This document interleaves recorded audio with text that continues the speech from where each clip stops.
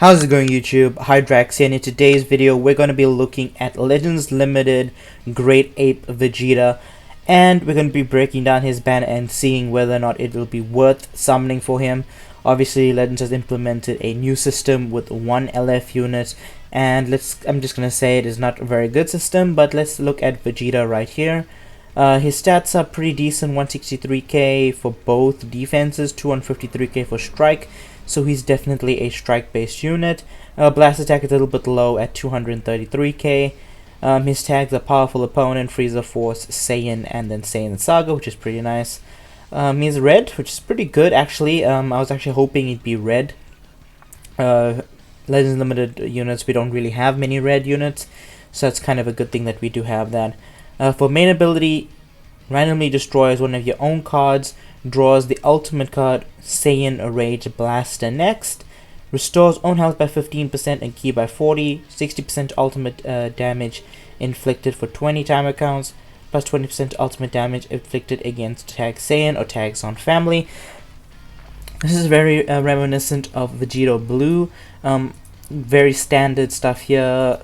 Getting 60% is pretty high actually, so he's getting a full 80% increased damage against a Son family member, and then against a tag Saiyan, obviously.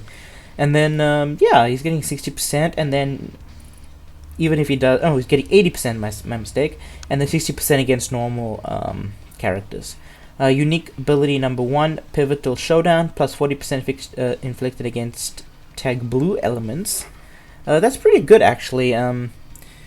Okay, 25% damage inflicted against character Goku, reduces damage received from Son Fam by 15%.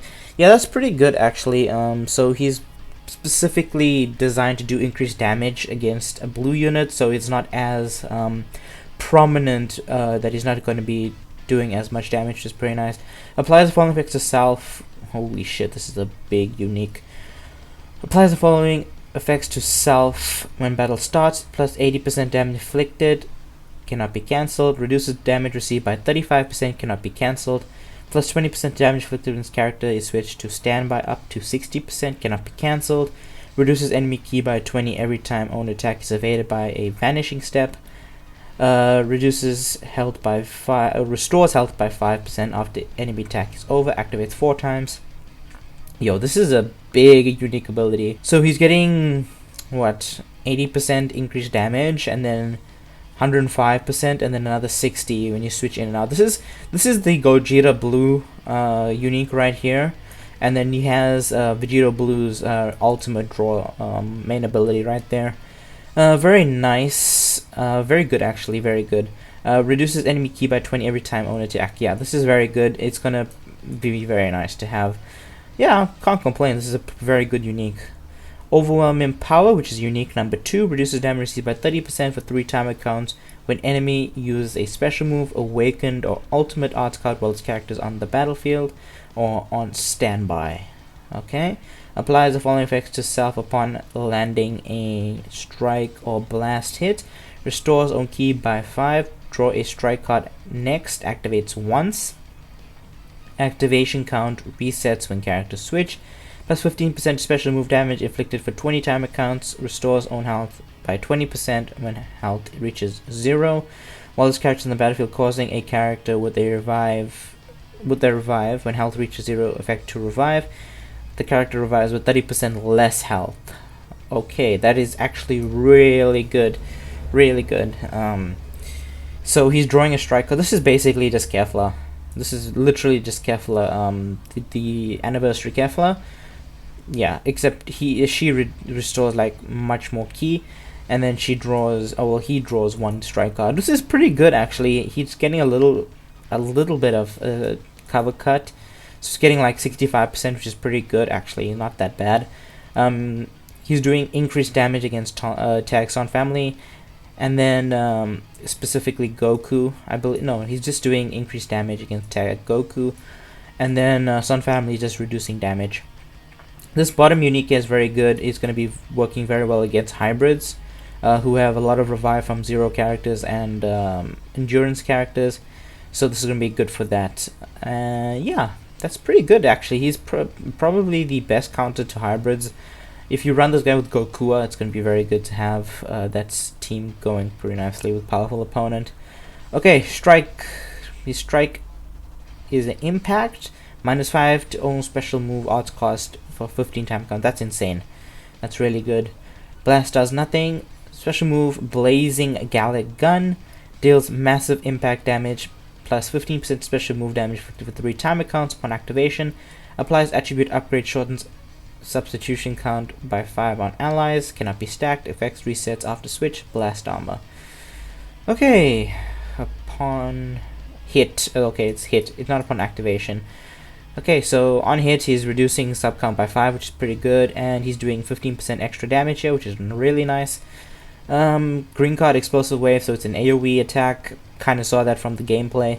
Restores own key by 40, 50% key recovery for 10 timer counts. Applies the following effects to self on hit. Draws a special move arts card next. Activates once.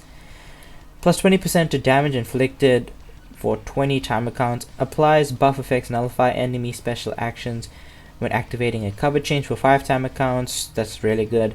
Comboable with everything, which is pretty nice. Another AoE green card.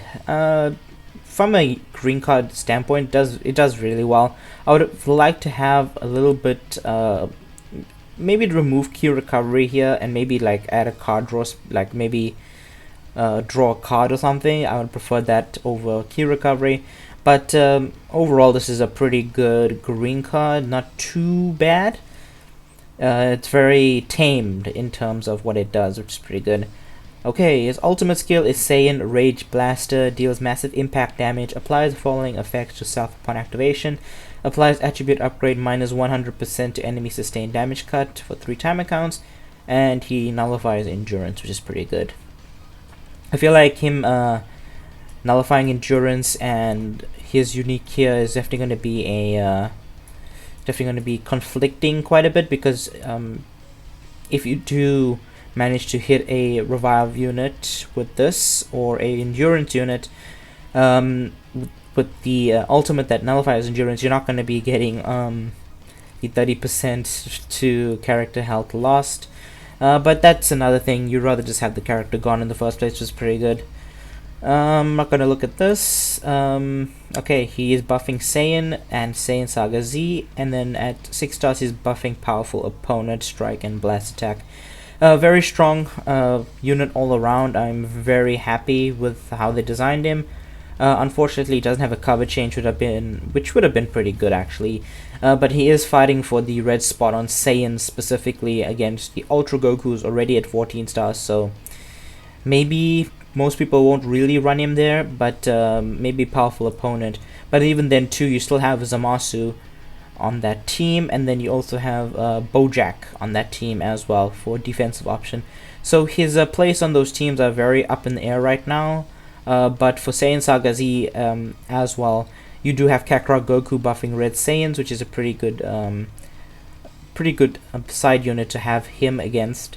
Because if you look at Saiyan Saga Z now, it's a lot better with what you can run. You can run double red and then maybe a green. You have Piccolo, you have Yachirobe, you got this Goku. You can sub in Kakarot Goku, who's not really on this tag. So yeah, pretty good Vegeta. But let's look at his banner. It looks like he's only going to be the one featured LF unit here, and then you have one new Sparking. You got Goten, Frieza. You have pretty much the general LF pool. Piccolo is back. Broly is back, which is nice. Both the Shenrons are back here, and then Bojack, and then you have the other general Sparkings. I'm telling you right now that you shouldn't be summoning on this banner.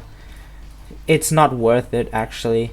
You do get the coins, but these coins are only as valuable as, let's say, these coins are only as valuable as the rates that they come with, right? And it being a one banner unit, it's not worth it. He's the only new Sparking unit on this banner, and he's at Legends Limited, which is a 0.25% pull rate. Oh, well, maybe a little bit higher, 0.5%, but that's not really much of a difference. People can go 30, 40,000 without even pulling him, and it's not great. So my recommendation is do not summon for him. This is one of the banners you want to skip, because Black Friday, I believe, is the next banner or next LF release that we're going to be getting.